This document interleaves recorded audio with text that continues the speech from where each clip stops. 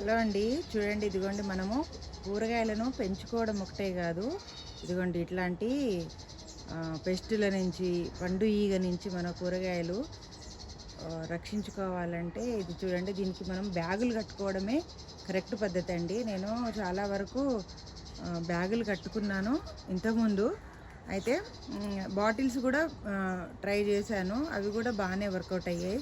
చూడండి, ఇదిగోండి ఎంత మనం మంచిగా చూడండి, బీరకాయ ఎంత మంచి సైజు వస్తుంటాయి కూరగాయలు. వీటిని మనము కాపాడుకుంటూ ఉండాలి. ఈ తోటలో వచ్చే సమస్యలు ఇదిగోండి, పండు ఈగ చూడండి ఎలా ట్రై చేస్తుందో కొట్టడానికి. ఈ స్టేజ్లో మనము దీనికి బ్యాగ్ అన్నా వాటర్ బాటిల్ అన్నా కట్టుకున్నామంటే మనం వీటిని మనం కోసుకొని తినగలము. లేదు అంటే ఇదిగోండి ఇలా పండు ఈగ అటాక్ అయిపోయి కాయ ఖరాబ్ అయిపోతుందండి. ఇదిగోండి ఇలా ఉంది తోట మంచిగా గ్రీనరీ అయిపోయిందండి. మంచిగా చిక్కుడుకాయలు, చిక్కుడు పూత మొత్తం వచ్చేసింది. ఇదిగోండి చిక్కుడు పూత బాగానే వచ్చింది. పక్షుల సౌండ్లు చూస్తున్నారా? సాయంత్రం అయిందంటే కన్నుల విందు, దాంతోపాటు చెవుల విందు కూడా ఉంటుంది. చూడండి ఎంత మంచిగా సౌండ్ వస్తుందో. అలాగే ఇదిగోండి చూడండి, మన మునగ చెట్టు కూడా మంచిగా పూత వచ్చేసింది. దీనికి నేను ఈ పూత అయిపోగానే చూడండి, పక్షులు పూత అయిపోగానే మంచిగా ఒక 2 రోజుల కిచెన్ వేస్ట్ అంతా మునగ చెట్టు మొదల్లో వేస్తానండి. దాంతోనే నాకు ఈ మునగ అయితే అసలు వచ్చినప్పుడల్లా ఒక 20 కాయలు అయితే బాగా వస్తున్నాయి. కిచెన్ వేస్ట్ మునగ చెట్టుకు అయితే బాగా పనిచేస్తుంది. అయితే ఈ నల్లేరు మొక్క చాలా వరకు ఇదైపోయింది. ఎండలకి ఎంత నీళ్లు పోసినా కానీ చాలా వరకు దెబ్బతిన్నది.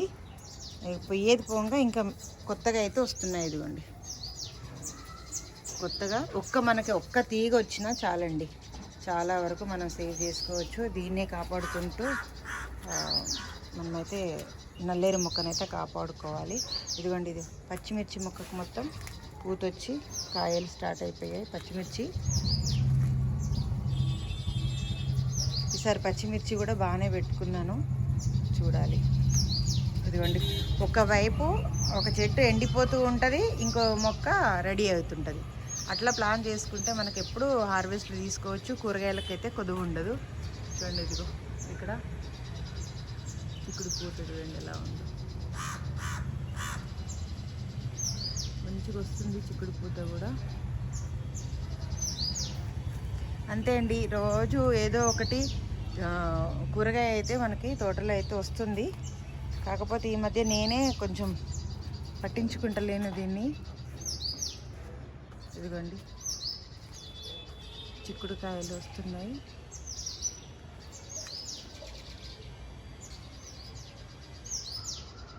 పపాయ చెట్టుని మొత్తం కవర్ చేసిందండి. అసలు పపాయ మొగ్గ పువ్వు కూడా ఏది రానియకుండా మొత్తం దొండ, బీర, చిక్కుడు అల్లుకుపోయింది బాగా. ఇక్కడ మొత్తం క్లమ్జీగా అయిపోయింది.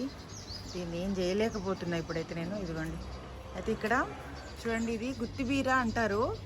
నేనైతే సీడ్ అయితే వేయలేదు, మరి ఎలా వచ్చిందో తెలియదు. చూడాలి మరి అది సైజ్ పెద్దగా అవుతుందా అంతటకే ఆగిపోద్దా తెలియదు. ఇదిగోండి చిక్కుడుకాయలు స్టార్ట్ అయిపోయాయి హార్వెస్ట్కి. ఇప్పుడు ఇవన్నీ నేను కొన్ని కోసుకుంటాను. ఇదిగోండి ఎనర్జీ లేకుంటే ఇలా అయిపోతాయి.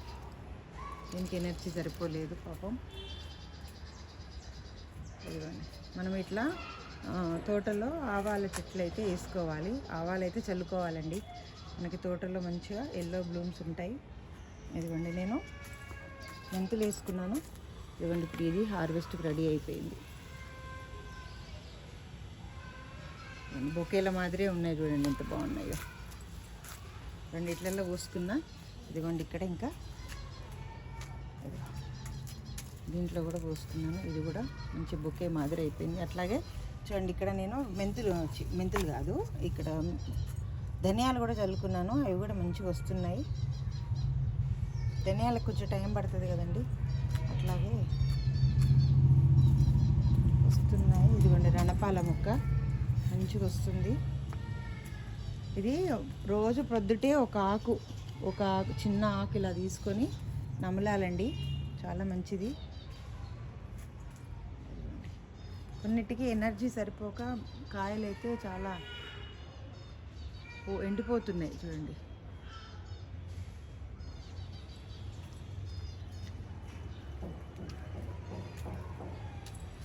చిక్కుడుకాయల తోటలో ఒక 5-6 చిక్కుడు మొక్కలు అయితే వచ్చాయి, మంచిగా వస్తున్నాయి, మొత్తం పూత మీదనే ఉంది.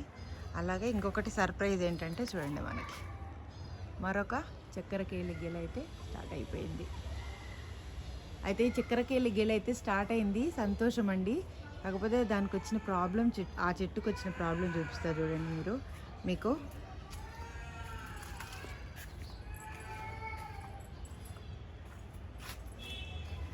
ఇదిగోండి, ఇది పాపం దీనికి ఎట్లా ఎనర్జీ సరిపోద్దో నాకు అర్థం కావట్లేదు. ఈసారి ఈ గెలని ఎలా కాపాడుకోవాలో ఏంటో చూడండి. ఇది పరిస్థితి చూసారా, చూడండి. ఇది పెద్ద డ్రమ్ములో అయితే పెట్టుకున్నా నేను ఆల్రెడీ. ఒకసారి గెలొచ్చింది ఒక అరటి చెట్టుకు అయితే, అది అయిపోయింది. ఇదిగోండి, ఇది మరో మొక్క, ఇది మరో చెట్టు. అయితే దీనికి డ్రమ్ము పరిస్థితి ఇట్లా వేర్లు పెద్దగా పోయిందండి. ఇంకా మరి ఈ ఒక్క గెల వచ్చే వరకు ఉంటుందా ఉండదా తెలీదు. ఈ గెల ఎంత అన్నా ఒక 3 months అయితే మనకి చేతికి వస్తుంది. అప్పటి వరకు ఈ కుండి ఆ చెట్టుని రక్షిస్తుందా లేదా చూడాలి. అంతవరకు అన్నా బస్తాలు కట్టి పెట్టుకోవాలండి. ఇది మన అరటి చెట్టుకు వచ్చిన పరిస్థితి. ఇంకా మిగతా అంతా బాగుందండి, అంతా ఇదిగోండి చిక్కుడు.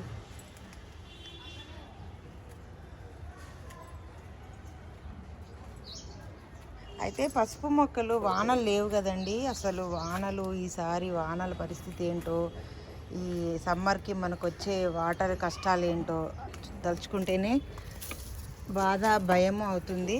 చూడండి, ఈ టబ్లో మాత్రం ఒక్క పసుపు మొలక కూడా రాలేదు.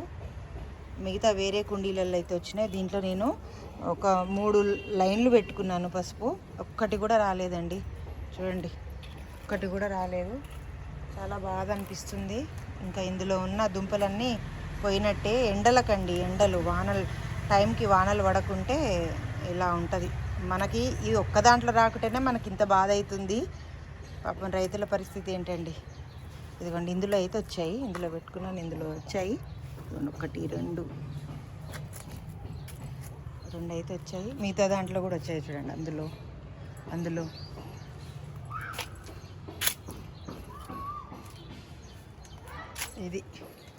ఇది మనకి వర్షాలు టైంకి పడకుంటే రైతులు ఎంత నష్టపోతారో, ఎంత బాధపడతారో అనేది ఇదొక సాక్ష్యం. మనకే ఇంత బాధ, అరే పెట్టాం కదా రాలేదనిపిస్తుంది, వాళ్ళకి ఎంత బాధ అనిపిస్తుందండి. అదే అండి, ఈరోజు చిన్న వీడియో, నా తోట పరిస్థితి ఎలా ఉందో నేను మీకు చూపించాను. ఇది అండి వీడియో. ఈ వీడియో కనుక మీకు నచ్చినట్టయితే ప్లీజ్ ఒక లైక్ ఇవ్వడం అయితే మర్చిపోకండి. ఇదిగోండి, నేను కిచెన్ వేస్ట్ ఇదిగోండి వాటర్ తెచ్చుకున్నాను ఈ రోజుకి. ఇవి ఇచ్చేసి మొక్కలనైతే నేనైతే కిచెన్ వేస్ట్ మాత్రం ఏది పడేయకుండా బాగా యూజ్ చేసుకుంటున్నాను. కిచెన్ వేస్ట్తోనే ఇంత మన గార్డెన్ పరిస్థితి అయితే ఇలా ఉంది. చాలా బాగుంటుంది. కిచెన్ వేస్ట్ ఎంత ఉపయోగమో దీన్ని బట్టి మీకు అర్థమవుతున్నాలే. చిన్నగా అందరూ ఆకుకూరలైనా పండించుకోవడానికి ట్రై చేయండి. ఓకే అండి, థ్యాంక్ యూ ఫర్ వాచింగ్.